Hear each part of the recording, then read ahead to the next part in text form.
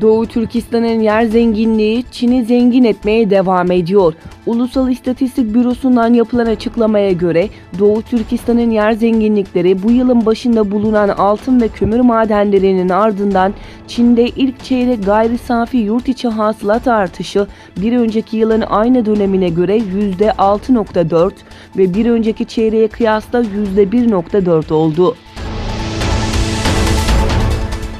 Doğu Türkistan'daki kıymetli eserler yok yere yıkılıp yerlerine Çin kültürünü anımsatan yapılar inşa ediliyor. Türkistan'ın Kaşgar bölgesine giden New York Times muhabirlerinin haberine göre Kaşgar şehrinin uzun tarihe sahip kadim şehir yerleşkelerinin restorasyon ve bölge temizliği bahanesiyle yıkılarak yerine Çin emarelerinin yapıldığı ortaya çıktı. Ayrıca Kaşgar'da yerel halkla iletişim kurmasını engelleyen Çin polislerinin olduğunu belirten muhabirler, genelde binlerce insanın cuma namazı kıldığı Heyitgah Camisi'nde sadece 50 kişinin namaz kıldığını ve hepsinin cami giriş kartı okutarak ve güvenlik kapısından geçerek girebilen kişiler olduğunu aktardı.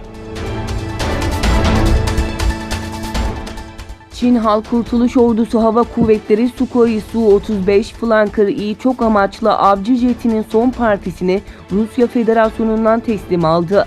Rusya Federal Askeri ve Teknik İşbirliği Servisi tarafından tasa verilen demeçte, sözleşmeye uygun olarak tüm Su-35 uçakları yabancı müşteriye teslim edildiği ifadelerine yer verildi.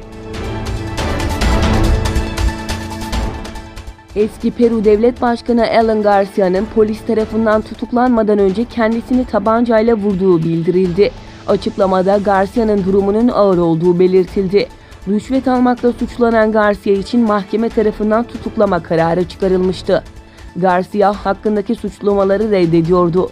Alan Garcia, Peru'da 1985-1990 ile 2006-2011 yıllarında devlet başkanlığı görevini yürütmüştü.